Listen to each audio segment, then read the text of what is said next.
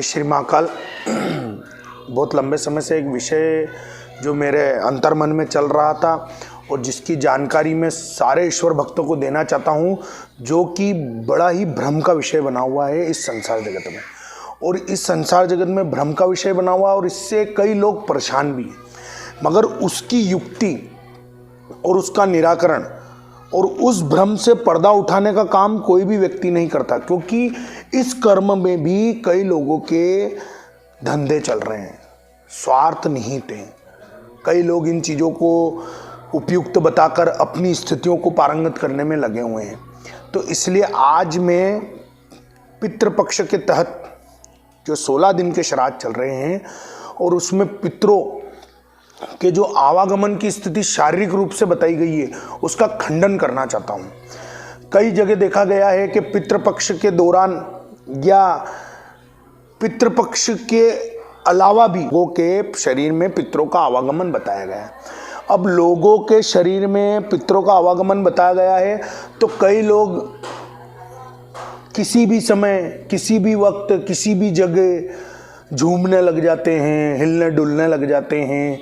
तो मैं उनसे ये कहना चाहूँगा, पितरों के आवरण में जब तक पितरों को आह्वानित नहीं किया जाता, उनके राति जगह न लगाए जाए या फिर उनको उनकी पुण्यतिथि पर जब धूप ध्यान या भोग्य अर्पण नहीं किया जाए या किसी प्रकार से उनके प्रति श्रद्धा सुमन प्रस्तुत नहीं की जाती, तो पितरों की एक भाव मुद्रा जो कि किसी ऐसे शरीर में आती है जो कि हकीकत में ईश्वर भक्त होता है। बड़ा भारी नहीं, छोटा सा आवरण आएगा, वो भी एक तरंग आएगी, ना कि वो झूमेगा या हिलेगा या डुलेगा।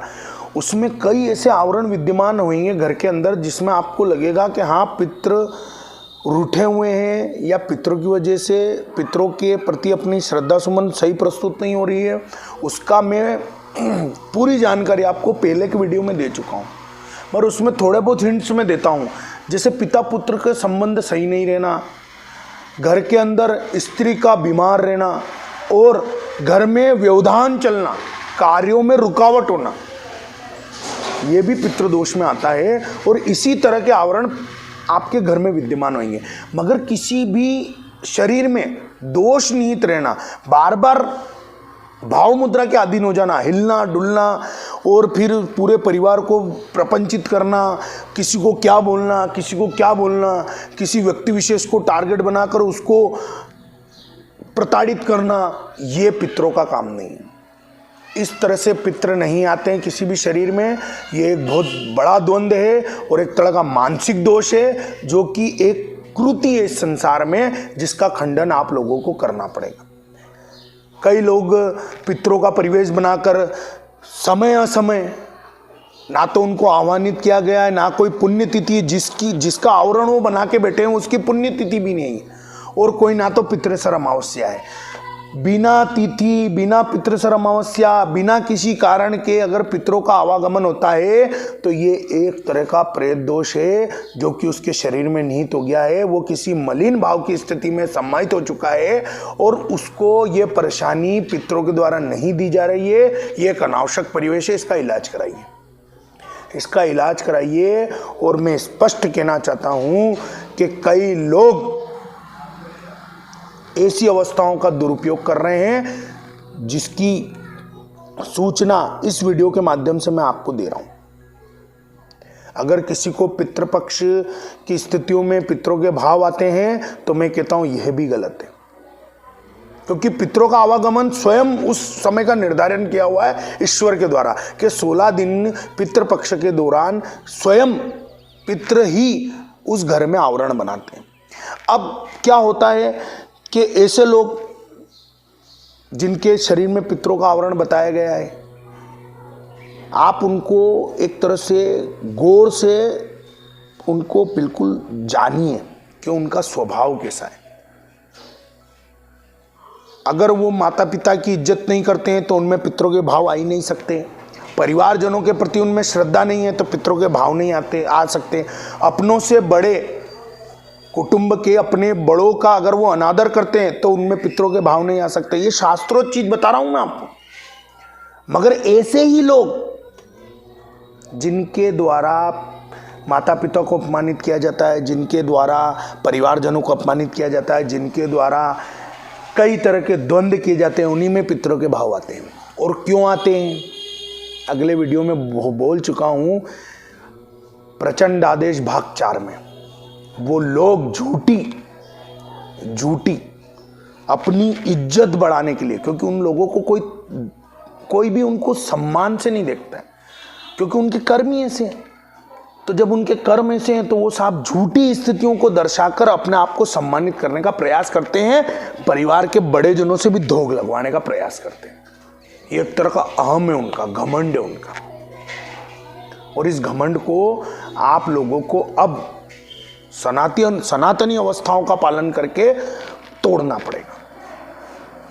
विचार करिए, विमर्श करिए परिवारजनों में इस वीडियो के माध्यम से, अगर कहीं ऐसा प्रपंच चल रहा है तो इस वीडियो के माध्यम से उनको जागृत करने का प्रयास कीजिए। उनकी जो मानसिकता पर धूल जमी हुई उसको झटकने का प्रयास कीजिए।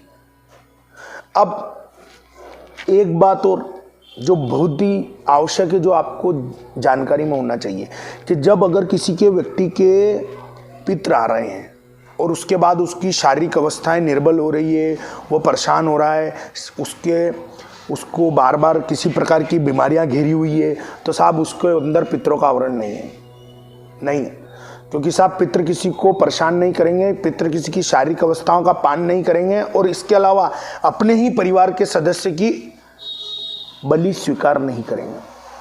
वो कोई राक्षस नहीं है, वो कोई असुर नहीं है,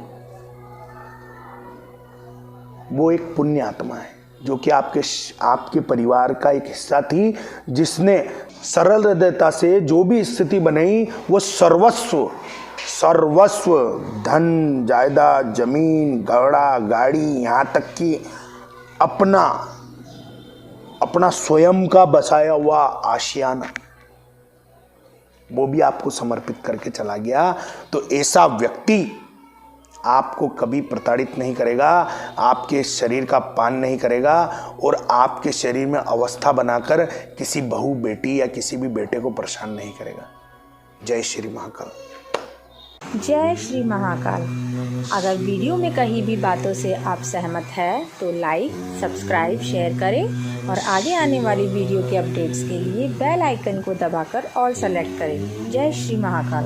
ओम नमः शिवाय। ओम नमः शिवाय। ओम नमः शिवाय। ओम